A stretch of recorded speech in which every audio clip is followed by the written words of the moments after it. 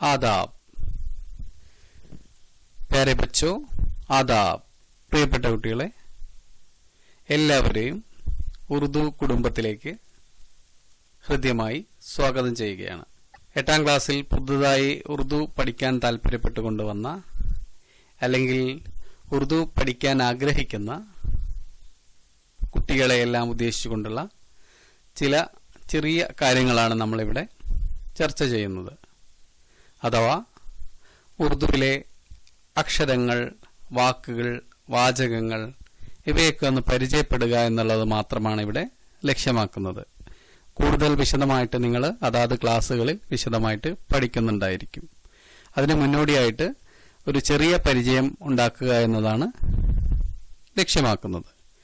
ഏതായിരുന്നാലും ഞാൻ ആദ്യം പറഞ്ഞ വാക്ക് നിങ്ങൾ ശ്രദ്ധിച്ചിട്ടുണ്ടായിരിക്കും. എന്താണ്? ആദാബ്. ക്യാ ഹെ? ആദാബ്. നമ്മൾ പരസ്പരം കണ്ടുമുട്ടുമ്പോൾ വിഷ് ചെയ്യാൻ വേണ്ടിയിട്ട് ഉപയോഗിക്കുന്ന, ഉറുദുവിൽ സാധാരണയായി ഉപയോഗിക്കുന്ന ഒരു പദമാണ് ആദാബ്. തിരിച്ചും നമ്മൾ അതിന്റെ മറുപടിയും എന്തായിരിക്കും പറയാ? ആദാബ്. സ്ക്രീൻ पर एक तस्वीर है. स्क्रीन पर एक तस्वीर है. जरा देखिए, ये क्या है? ये क्या है? ഞാൻ സ്ക്രീനിൽ എഴുതി കാണിച്ചിട്ടുണ്ടെന്ന് നിങ്ങൾ ശ്രദ്ധിക്കുക. ഇങ്ങനെയാണ് എഴുതിയിരിക്കുന്നത്. യേ ക്യാ ഹേ. ക്യാ എന്ന് പറഞ്ഞാൽ എന്ത്.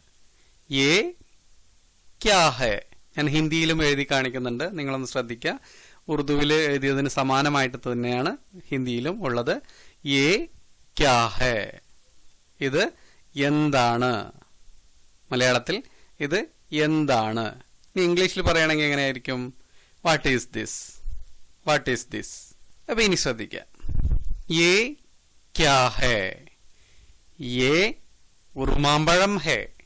യേ ക്യാ ഹേ? യേ ഉറുമാമ്പഴം ഹേ. യേ ക്യാ ഹേ? യേ അനാർ ഹേ.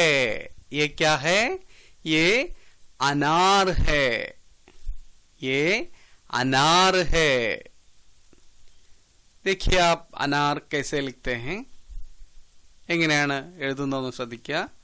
യേ അനാർ ഹേ.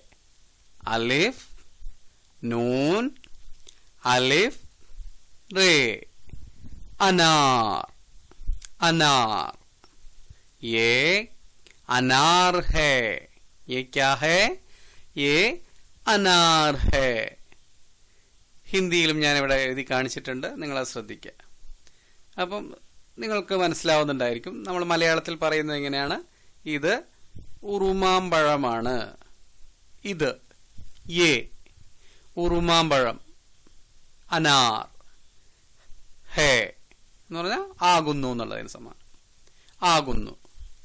അപ്പൊ നമ്മൾ മലയാളത്തിൽ എങ്ങനെയാണോ വാക്കുകൾ ഉപയോഗിക്കുന്നത്, വാചകങ്ങൾ ഉപയോഗിക്കുന്നത്, അതേ സ്ട്രക്ചർ, അതേ ഘടനയിൽ തന്നെയാണ് നമ്മൾ ഉറുദുവിലും ഹിന്ദിയിലും ഉപയോഗിക്കുന്നത്. അതുകൊണ്ട് തന്നെ നമുക്ക് ഉറുദു പറയാൻ അല്ലെങ്കിൽ ഹിന്ദി പറയാൻ മലയാളികൾക്ക് വളരെ എളുപ്പമാണ്. तो देखिए, ये क्या है? നിങ്ങളൊന്ന് പറഞ്ഞു നോക്കൂ ഉത്തരം. ये क्या है? ये अनार है. ये क्या है? ये अनार है. ठीक है. अब आप ये तस्वीर देखिए. ये क्या है? ये पेड़ का है. क्या है? ये अमरूद है. ये अमरूद है. ये क्या है? ये अमरूद है. ये पेड़ का है. ये अमरूद है. देखिए, अमरूद എങ്ങനെ എഴുതിയിരിക്കുന്നത്? യേ അമ്രൂദ്. അലിഫ് മീം റേ वाव दाल. अमरूद. तो ये क्या है? ये अमरूद है. ये अमरूद है.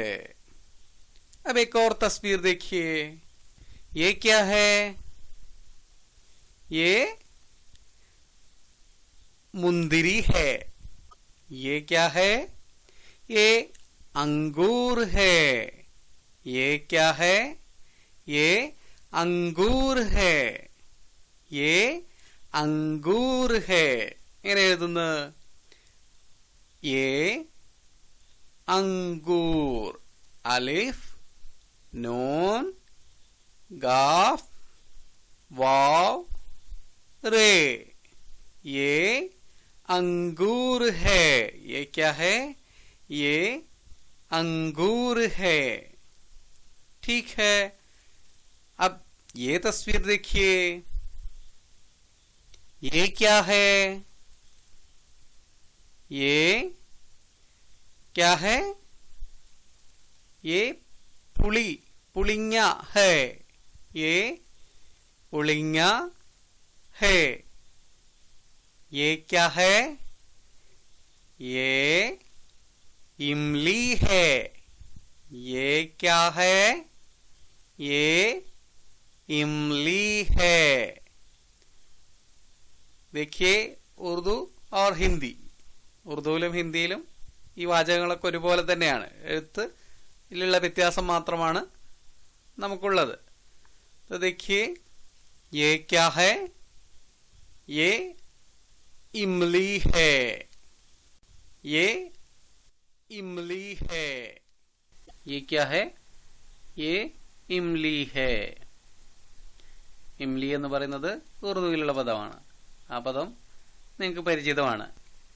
तो प्यारे बच्चों, आज हमने क्या क्या पढ़ा? എന്തൊക്കെയായിരുന്നു ഇന്ന് പഠിച്ച വാക്കുകൾ? അനാർ, അമ്രൂദ്, അങ്കൂർ, ഇംലി. അപ്പൊ നിങ്ങള് 4 വാക്കുകള് ഉറുദുവിൽ പരിചയപ്പെട്ടു, 4 വാചകങ്ങള് പരിചയപ്പെട്ടു.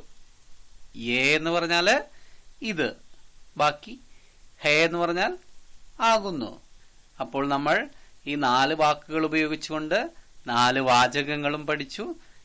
എങ്ങനെയാണ് ഇതെന്താണെന്ന് ചോദിക്കാനും പഠിച്ചു. ഒരു വസ്തു കണ്ടു കഴിഞ്ഞാൽ ഇതെന്താണ് എന്ന് ചോദിക്കാനും ഇന്ന് നമ്മൾ ചെയ്യേണ്ടത് ഈ ചോദ്യം എഴുതി യേ ക്യാ ഹേ എന്ന് എഴുതി അതിന്റെ ഉത്തരം യേ അമ്രൂദ് ഹേ, യേ ക്യാ ഹേ, യേ अनार है, ये क्या है? ये अंगूर है, ये क्या है?